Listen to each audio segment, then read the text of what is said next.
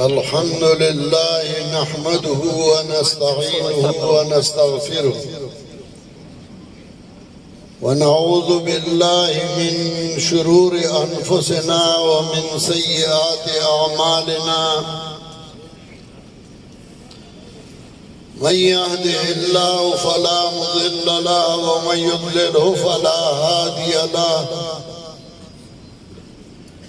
ونشهد أن لا إله إلا الله وحده لا شريك له ونشهد أن سيدنا ومولانا محمدًا عبده ورسوله صلى الله تعالى عليه وعلى آله وأصحابه وسلم. أما بعد فأعوذ بالله من الشيطان الرجيم. بسم الله الرحمن الرحيم. هو الذي بعث في الأميين رسولا منهم يتلو عليهم آياته ويزكيهم ويعلمهم الكتاب والحكمة وإن كانوا من قبل لفي ضلال مبين. سبحان ربك رب العزة عما يصفون وسلام على المرسلين والحمد لله رب العالمين. میرے نہایت محترم بزرگوں بھائیوں، میں تلا گنگ کے امیر محترم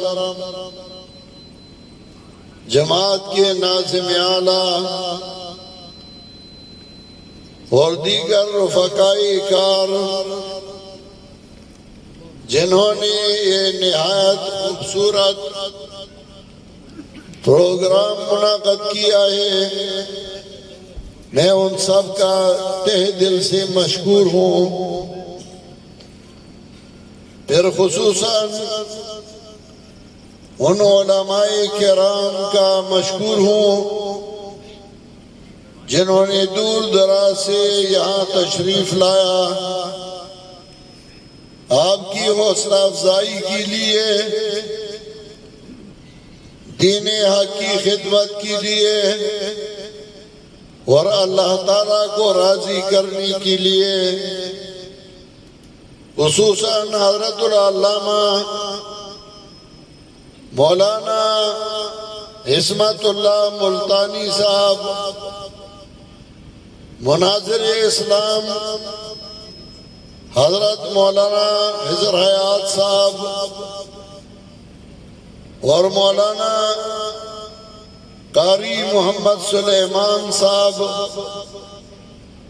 اور علامہ سجاد الرحمن ملتانی صاحب اور دیگر علماء کرام کا مشکور ہوں. میرے خیال میں یہ تلا گنگ میں پہلا جلسہ ہوگا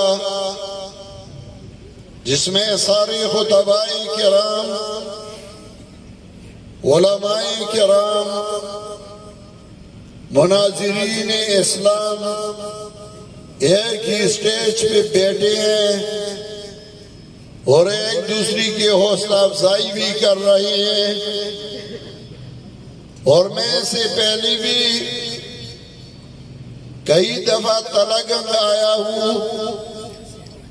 دوسری جگہوں پہ مجھے جب دعوت دی جاتی ہے تو میں اس میں لے تو لال کرتا ہوں، لیکن جب تلا گنگ کے ساتھی بلاتے ہیں تو میں شوق اور محبت سے آتا ہوں، کیونکہ یہاں کے لوگوں کی جو محبت ہے، جو خلوص ہے، اس کا مقام میرے دل میں ہے. اللہ تعالیٰ آپ سب کو اجر عظیم عطا فرمائے. یہ جلسہ ختم نبوت کانفرنس کے نام سے منعقد کیا گیا ہے. یہ کانفرنس، یہ جلسے، اس کا اصل مقصد کیا ہے؟ اب میں اپنے رفقا کو ادھر ڈیرہ میں کہہ رہا تھا کہ جلسہ 3 مقاصد میں سے ایک مقصد حاصل کرنے کے لیے منعقد کیا جاتا ہے، یا اس لیے لوگ جلسے کرتے ہیں کہ وہ اپنے اثر و رسوخ، اپنی قوت، اپنی جاؤ جلال کو ظاہر کرنے کے لیے جلسے منعقد کرتے ہیں، تاکہ مقامی انتظامیہ، حکومت اور دوسرے لوگوں پہ اپنا روب جمائے کہ میرے ساتھ اتنے لوگ ہیں۔ یا جلسے اور کانفرنس اس لیے منعقد کیے جاتے ہیں کہ ان کے دل میں یہ ہے کہ لوگوں میں اتفاق ہو، اتحاد ہو، یا اس لیے جلسے منعقد کیے جاتے ہیں کہ شاید ہمارے جلسے میں ایک بندے کو ہدایت نصیب ہو جائے، ایک بندے کی اصلاح عقیدہ اور اصلاح عمل ہو جائے، تو یہ ہمارے لیے کامیابی اور یہ اللہ تعالیٰ کو راضی کرنے کے لیے ایک ذریعہ ہوگا۔ ہمارے جلسے روب جمانے کے لیے، ہم بڑے کمزور ہیں، ناتوان ہیں اور محتاج ہیں اللہ کے سامنے۔ نہ ہمارے جلسے اتحاد و اتفاق کے لیے کہ ہم ہر بندے کو بلائیں، اکٹھے کر لیں اور اتفاق و اتحاد ظاہر کریں۔ اگر صرف سروں کا اتفاق و اتحاد ہو تو صبح جا کے دیکھ لیں تلاگنگ بازار میں بہت بڑا اتفاق اور اتحاد ہوگا۔ ایک طرف اور دوسری طرف سے، مشرق اور مغرب سے، شمال اور جنوب سے لوگ آتے رہیں گے، اور 12-1 بجے تلاگنگ بازار میں بہت بڑا اتفاق ہوگا، ہزاروں لوگ ہوں گے، لیکن اس کا کوئی فائدہ نہیں۔ ہمارے جلسے کا اصل مقصد لوگوں کو وہ مسائل بیان کرنے ہیں جس سے مخاطبین کو بھی فائدہ پہنچے، سننے والے کو بھی فائدہ پہنچے، کہنے والے کو بھی فائدہ پہنچے، اور وہ یہ کہ اللہ راضی ہو، اللہ راضی ہو جائے تو اس میں سب کچھ ہے۔ اور ہمارے جلسے بھی اسی مقصد کے لیے منعقد کی جاتی ہے۔ آج کا یہ کانفرنس، آج کا یہ جلسہ اسی نیت سے ہے کہ جب سے ہمارے ملک پہ انگریز قابض ہوا تو انگریز نے ہمارے ملک میں ہندوستان، پاکستان اس وقت متحدہ ہندوستان تھا، تو انہوں نے 2 کام کیے۔ پہلا کام یہ کہ عوام اور علماء کو ایک دوسرے سے جدا کر دی، عوام اور علماء کے درمیان ایک دیوار بنا دی، عوام کو علماء کے پاس جانے سے منع کر رہی تھی، اور علماء کو عوام کے پاس جانے سے منع کر رہی تھی۔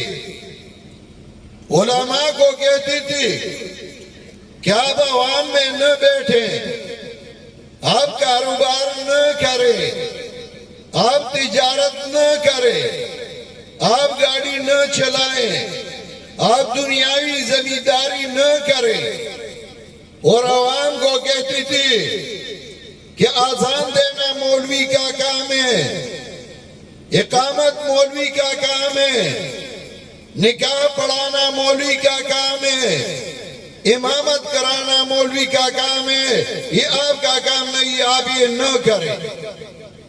پہلا کام یہ کیا، اور دوسرا یہ کہ علماء میں کچھ ایسے لوگ پیدا کیے جن کی وجہ سے، جن کی وساطت سے علماء سے جہاد کا نام ہی ختم کر دیا، مسلمانوں سے جہاد کا نام ہی مٹا دیا، اور یہ کہنے لگے کہ جہاد منسوخ ہو چکا ہے، اور اس کے لیے کچھ علماء تیار کی اور انہوں نے کتابیں لکھی، جیسا کہ مولانا حسین نے کتاب لکھا الاقتصاد فی مسائل الجہاد، اور رسالہ اب بھی میرے کتب خانے میں موجود ہے۔ اس نے لکھا کہ جہاد منسوخ ہو چکا ہے اور جہاد کی کوئی ضرورت نہیں، تاکہ ان لوگوں سے جو جہادی جذبہ ہے، جو دین کا جذبہ ہے، وہ ختم کیا جائے۔ دوسرا کام یہ کیا کہ بخاری میں ایک روایت ہے، اور اس میں ینزل فیکم ابن مریم ویضع الجزیہ، عیسیٰ علیہ السلام قیامت کے قریب اس کا نزول ہوگا، اور وہ یضع الجزیہ، جزیہ ختم کر دے گا، یا کوئی مسلمان ہوگا یا کافر۔ تو اس کے لیے ایک مولوی تیار کیا جس کا نام تھا غلام احمد قادیانی۔ غلام احمد قادیانی کی ڈیوٹی لگا دی، تو اس نے سارے نسخے صحیح البخاری کی جمع کی، اس کو جلا دیے اور نیا نسخہ چھپوایا، اور اس حدیث میں تبدیلی کی، تو اس نے لکھا کہ ینزل فیکم ابن مریم ویضع الحربۃ، جزیہ جیم کی نیچے جو نقطہ تھا اس کو ہٹا دیا، اور زی کے اوپر جو نقطہ تھا اس کو ہٹا دیا، تو جزیہ سے حربۃ بنا دیا کہ عیسیٰ علیہ السلام کا نزول ہوگا، وَيَضَعُ الْحَرْبَةَ، اور وہ جہاد کو منسوخ کر دے گا، ختم کر دے گا۔ لیکن اس بیچاری کو یہ پتہ نہ تھا کہ یہ حدیث صحیح البخاری میں 2 جگہوں پہ ہے، تو ایک جگہ اس نے جزیہ سے حربۃ بنا دیا، لیکن دوسرا جگہ اس کو معلوم نہ تھا وہ اب بھی جزیہ ہے۔ انگریز نے یہ کام اسی لیے کیا تاکہ مسلمان سے جہادی جذبہ بھی ختم ہو جائے، اور جناب رسول اللہ صلی اللہ علیہ وسلم پہ اعتماد بھی ختم ہو جائے کہ رسول اللہ صلی اللہ علیہ وسلم کے بعد دوسرا پیغمبر بھی آیا ہے، اور اس نے دین لایا ہے، اور وہ صحیح دین بیان کر رہا ہے، اور پہلا دین منسوخ ہو چکا ہے۔ جیسا کہ آج کل آپ دیکھیں، جناب رسول اللہ صلی اللہ علیہ وسلم کے زمانے میں 4 فرقے تھے۔ ایک فرقہ رسول اللہ صلی اللہ علیہ وسلم کے معاون تھے، اور 3 جماعتیں اور 3 فرقے جناب رسول اللہ صلی اللہ علیہ وسلم کے مخالفین تھے۔ پہلی جماعت مشرکین کا تھا، جو جناب رسول اللہ صلی اللہ علیہ وسلم کے لڑتے تھے تلواروں کے ساتھ، رسول اللہ صلی اللہ علیہ وسلم کا مقابلہ کرتے تھے، اس کو مکہ معظمہ سے نکالا تھا، لیکن ایسے کام نہیں کی جو دوسروں نے کیے۔ دوسری جماعت تھی منافقین کی۔ منافقین وہ لوگ تھے جو ظاہری اسلام کو قبول کیا تھا انہوں نے، لیکن حقیقت میں وہ جناب رسول اللہ صلی اللہ علیہ وسلم کے مخالف تھے۔ اور اس کی اصل وجہ یہ تھی کہ مدینہ منورہ میں 5 فرقے رہتے تھے، بنو نذیر، بنو قریظہ، اوس اور خزرج، اور بنو قینقاع۔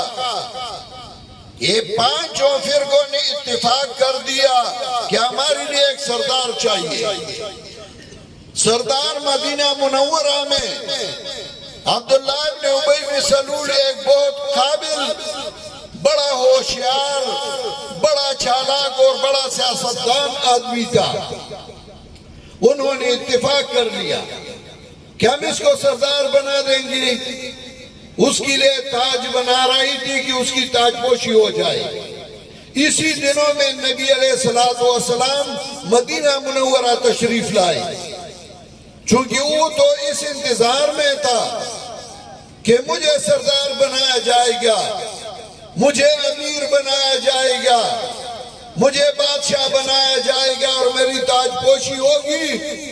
وہ جو خوابیں دیکھ رہی تھی وہ چکناچور ہو گئی نبی علیہ السلام کے آنے کی وجہ سے. اس کی دل میں نبی علیہ السلام کے ساتھ بغض اور حسد پیدا ہوا. اب چونکہ وہ ہوشیار تھا, اگر ظاہری مقابلہ کرتی تو اس کو پتا تھا کہ نبی علیہ السلام کے صحابہ کرام اتنے جان نثار ہے کہ مجھے زندہ نہیں چھوڑیں گے. تو اس نے ظاہری طور پہ ایمان لایا, لیکن حقیقت میں وہ نبی علیہ السلام کی مخالفت کر رہی تھی. اس کی عزت پہ اس کی عزت کی بے عزتی کر رہی تھی, اس کی عزت کو پامال کر رہی تھی. تو کبھی کہتی تھی وَمِنْهُمْ مَنْ يَلْمِزُكَ فِي الصَّدَقَاتِ, کبھی نبی علیہ السلام پہ الزام لگاتی تھی صدقات میں. کبھی نبی علیہ السلام کی وہ شریف بیوی اس میں الزام لگاتی تھی حضرت عائشہ رضی اللہ تعالیٰ عنہ پہ. کبھی عین موقع پہ جہاد کے موقع پہ نبی علیہ السلام سے اپنے ساتھیوں کو واپس لاتی تھی کہ ہم ان کے ساتھ نہیں جاتے, اور اگر وہ لَئِن رَجَعْنَا إِلَى الْمَدِينَةِ لَيُخْرِجَنَّ الْأَعْزُ مِنْهَا الْأَذَلَّ, اگر ہم مدینہ واپس چلے گئے ہم عزت مند لوگ ان ذلیلوں کو مدینہ سے نکال دیں گے. نبی علیہ السلام کو ذلیل کہہ رہے تھے. لیکن اللہ تعالیٰ کی شان دیکھیں, اس کا اپنا بیٹا گھر کے دروازے پہ کھڑا ہے, تلوار ہاتھ میں ہے, اور والد اس کا جب آیا کہنے لگا واللہ خدا کی قسم تم اس وقت تک میرے گھر میں داخل نہیں ہوگی جب تک تم یہ اقرار نہ کرے کہ تم ذلیل ہو اور رسول اللہ صلی اللہ علیہ وسلم عزت والے ہیں. جب بھی کسی نے منافقت کی اس کے گھر میں اللہ تعالیٰ ان کا مقابل بناتا ہے. یہ اللہ کی شان ہے. اس نے نبی علیہ السلام کی جگہ جگہ مخالفت کی, کوشش کی کہ نبی علیہ السلام کی عزت کو تار تار کیا جائے. تیسری جماعت تھی نبی علیہ السلام کے مقابلے میں, جس کو اہل الکتاب کہتے ہیں یہود. اب بھی وہ کہتے ہیں کہ وہ مسلمانوں تم کہتے ہو کہ اللہ تعالیٰ ہمیں سیدھی راہ دکھائے, اہدنا الصراط المستقیم صراط الذین انعمت علیہم, ان لوگوں کی راہ, ان لوگوں کی راہ جس میں تو نے انعام کیا ہے. تو یہود کہتے ہیں انعام تو ہماری اوپر ہوا ہے. قرآن میں اللہ نے فرمائے یا بنی اسرائیل اذکروا نعمتی التی انعمت علیکم, انعام تو ہمارے اوپر ہوا ہے, تو آپ لوگ کیوں ہمارا نہیں مانتے؟ ہم کہتے ہیں ہاں ٹھیک ہے قربان جاؤ قرآن پہ. لیکن اللہ نے فرمایا غیر المغضوب علیہم ولا الضالین, وہ انعام یافتہ جن پہ غضب نہ ہو, جو گمراہ نہ ہو. اور تم لوگوں پہ تو غضب ہے, وَضُرِبَتْ عَلَيْهِمُ الذِّلَّةُ وَالْمَسْكَنَةُ وَبَاءُوا بِغَضَبٍ مِّنَ اللَّهِ, عرضی کر رہا تھا. تیسری جماعت تھی اہل کتاب کی یہودیوں کی. نبی علیہ السلام کے ساتھ تلواروں سے مشرکین نے مقابلہ کیا. نبی علیہ السلام پہ الزامات منافقین نے لگائے. نبی علیہ السلام کے مقابلے میں مسجد زرار بنایا. لیکن یہ دونوں جماعتیں یہودیوں کے سازشوں سے نبی علیہ السلام کے سامنے آتی تھی, لیکن یہود کبھی بھی خود سامنے نہیں آئے. آپ دیکھیں کبھی بھی یہودیوں نے نبی علیہ السلام کے ساتھ دو بدو لڑائی نہیں کی, کبھی بھی سامنے نہیں آئے, دوسرے کو آگے کر رہی تھی. خود کبھی بھی مقابلہ ظاہری طور پہ انہوں نے نہیں کیا، بلکہ کبھی اپنے قلعوں میں پناہ لی، کبھی معافی مانگی، لیکن ظاہری طور پہ نہیں۔ آج کل ہمارے مقابلے میں بھی اسی طرح لوگ ہوں گے جو خود کام سامنے نہیں آتی لیکن دوسروں کو سامنے لانے کی کوشش کر رہے ہیں۔ تو انہوں نے انگریز نے جیسے کہ پہلے انہوں نے یہ کیا تھا، آج بھی اسی طرح کر رہے ہیں۔ مسلمانوں میں غلام احمد قادیانی کو پیدا کیا، نام مسلمان کا تھا، اپنے آپ کو احمدی کہہ رہے ہیں، اپنے آپ کو مسلمان کہہ رہے ہیں، اپنے آپ کو مسلمان ثابت کرنے کی کوشش کر رہے ہیں، لیکن اصل میں وہ مسلمانوں کی جڑیں کاٹ رہے ہیں اور یہ کہہ رہے ہیں کہ نبی علیہ السلام آخری پیغمبر نہیں، اس کے بعد اور بھی پیغمبر آنے والے ہیں۔ غلام احمد قادیانی بھی پیغمبر تھا، دوسری بھی آئیں گے، پھر بھی آئیں گے، تاکہ یہ دین ختم ہو جائے اور مسلمانوں کو اپنی دین میں شک پیدا ہو جائے۔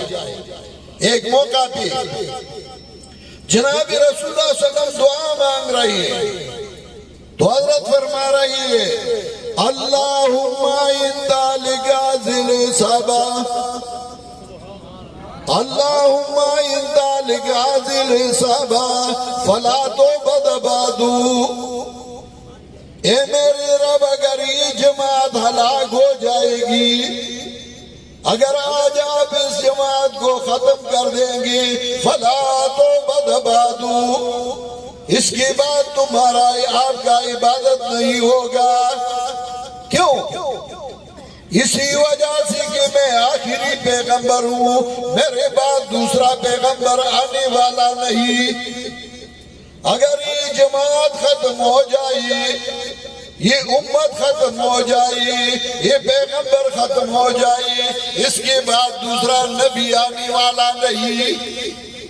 قرآن کی ابتدا میں آپ دیکھ لیں، سورہ بقرہ میں اللہ نے فرمایا، الف لام میم ذالک الکتاب لا ریب فیہ ھدی للمتقین الذین یؤمنون بالغیب ویقیمون الصلاة ومما رزقناهم ينفقون والذین یؤمنون بما انزل الیک وما انزل من قبلک وبالآخرة هم يوقنون والذین یؤمنون بما انزل الیک وما انزل من قبلک، مومن وہ لوگ ہیں جو ایمان لاتے ہیں اس میں جو تمہیں نازل کیا گیا، وما انزل من قبلک،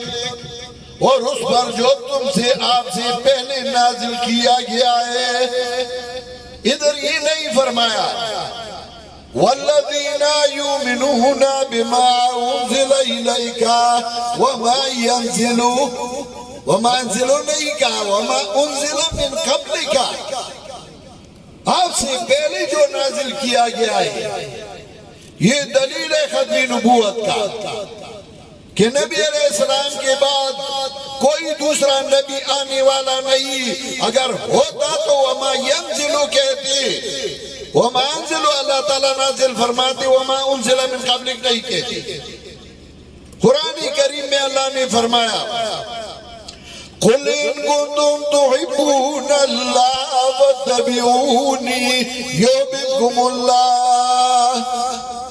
اے میرے پاک پیغمبر، اے میری معصوم پیغمبر، اے میرے محبوب پیغمبر، کہہ دیجئے ان لوگوں کو، ان کنتم تحبون اللہ فاتبعونی، اگر تم اللہ تعالیٰ کے ساتھ محبت رکھنا چاہتے ہو، فاتبعونی، تو میری تابعداری کرو۔ پھر اگر پیغمبر کے بعد کوئی دوسرا پیغمبر آنے والا ہوتا تو رسول اللہ صلی اللہ علیہ وسلم یہ نہ کہتے کہ میری تابعداری کرو، بلکہ یہ کہتے کہ انبیاء کی تابعداری کرو، کیونکہ نبی علیہ السلام کے بعد دوسرے پیغمبر آنے والے ہوتے، لیکن پیغمبر صلی اللہ علیہ وسلم کے بعد کوئی دوسرا نبی آنے والا نہیں۔ جب دوسرا پیغمبر نہیں آ سکتا، آخری پیغمبر محمد مصطفیٰ صلی اللہ علیہ وسلم، آخری کتاب قرآن کریم، قرآن کے بعد دوسرا قرآن کتاب نہیں جو قرآن کو منسوخ کرے، اور محمد رسول اللہ صلی اللہ علیہ وسلم کے بعد کوئی دوسرا نبی نہیں جو پیغمبر پاک کی نبوت کو منسوخ کرے۔ میں نے جس آیت کی تلاوت کی تھی اس میں بھی اللہ تعالیٰ نے مخلوق کے خدا پر، انسانوں پر اپنے نعمتوں کا تذکرہ کیا۔ سب سے بڑی نعمت کہ اللہ تعالیٰ نے محمد رسول اللہ صلی اللہ علیہ وسلم کو امین میں بھیجا، اور اس کے 4 ذمہ داریاں بیان فرمائی۔ پہلی ذمہ داری یہ یتلو علیہم آیاتک، جو اللہ کے آیات، اللہ کا قرآن، اللہ کی کتاب کو بیان کرے۔ جو بھی پیغمبر کا تابعدار ہو اس کی ذمہ داری ہوگی۔ دوسرا یہ وَيُزَكِّيهِمْ، ان کو صاف کرے اخلاق رذیلہ سے، جس انسان کے اخلاق نہ ہو، جس انسان میں انسانیت نہ ہو، وہ انسان ہی نہیں ہو سکتا، وہ 2 پیروں کا جانور ہے۔ انسان تو ممتاز ہے انسانیت پہ، جس میں محبت نہ ہو، انس نہ ہو، انسانیت نہ ہو، وہ کبھی انسان نہیں ہو سکتا۔ وَيُزَكِّيهِمْ، اور تیسرا ہی وَيُعَلِّمُهُمُ الْكِتَابِ، کتاب کی جو رموز ہے، قرآن کی جو اصل مغز ہے وہ ان کو بتائے۔ اور چوتھا ہی والحکمہ، انور شاہ کشمیری رحمہ اللہ نے مشکلات القرآن میں لکھا ہے، جہاں کتاب کے مقابلے میں حکمت لفظ آئے اسے مراد سنت پیغمبر صلی اللہ علیہ وسلم ہے۔ تو چوتھا ہی کہ اپنے طریقے اس کو لوگوں کو بتائے۔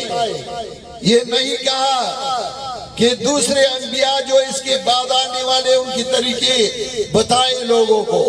عرض یہ کر رہا تھا کہ ہم امت محمد مصطفیٰ صلی اللہ علیہ وسلم میں یہ آخری امت ہے، اور اس امت کی ذمہ داری ہے یامرون بالمعروف وینہون عن المنکر۔ میں کبھی کبھار کہتا ہوں، میں کبھی کبھار اپنے طرف سے پشتو کا اشعار بھی لکھتا ہوں، اردو کا بھی لکھتا ہوں، عربی کا بھی کبھی کبھار لکھتا ہوں، تو میں کبھی کبھار کہتا ہوں ایا علماء دین مالی ہراکم تغازیتم وان منکرات الاوامری عمل امر بالمعروف والنهي فرضكم فارستم وان ذاك اراد حاجری اما اخذ الميثاق ربي عليكم بان تنصوا بالحق على المناكر۔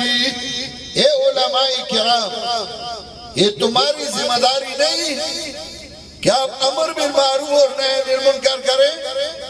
اللہ تعالیٰ نے آپ سے ازل میں وعدہ لیا ہے کہ آپ کی ذمہ داری ہے کہ امر بالمعروف اور نہی عن المنکر کریں۔ یہ ہماری ذمہ داری ہے، یہ ہماری ڈیوٹی ہے۔ ہم اپنا ڈیوٹی، اپنی ذمہ داری ادا کرتے رہیں گے، یہ ہمارا مشن ہے، یہ جماعت اشاعت توحید و سنت کی ذمہ داری ہے۔ یہ علماء کرام جو تشریف لائے ہیں، کیا آپ کو پتہ ہے اتنے فارغ ہیں کہ دن بھی سارا لگاتے ہیں، رات بھی لگاتے ہیں، جلسوں پہ جاتے ہیں، یہ کوئی کاروبار کے لیے جاتے ہیں؟ نہیں، ہر ایک کو اپنا گھر محبوب ہے، ہر ایک چاہتا ہے کہ اس ٹائم میں اپنے گھر میں اپنے بستر پہ سو جاؤ، لیکن یہ اپنی ذمہ داری نبھانے کے لیے آتے ہیں۔ آپ کی بھی ذمہ داری ہے کہ ان علماء کی بات کو دھیان رکھ کے سن لیں، اس پہ عمل کر لیں، یہ تمہارے لیے بھی ذریعہ نجات بنے گا، اور ہمارے اور ان کے لیے بھی ذریعہ نجات بنے گا۔ اللہ تعالیٰ ہم سب کو اس پر عمل کرنے کی توفیق عطا فرمائے، اور اللہ تعالیٰ ہم سے وہ کام لے جو قیامت کے دن ہم صرف اٹھا کے اس کا تذکرہ کریں۔ اللہ تعالیٰ ہمیں ان کاموں سے بچائے جو اللہ کے ہاں محبوب نہ ہو، جو اللہ کی رضا کے لیے نہ ہو، جس پہ اللہ ناراض ہوتا ہے۔ اللہ تعالیٰ ہم سب کو اس اعمال سے بچائے۔ اللہ تعالیٰ ہم سب کو اجر عظیم عطا فرمائے۔ وآخر دعوانا ان الحمدللہ رب العالمین۔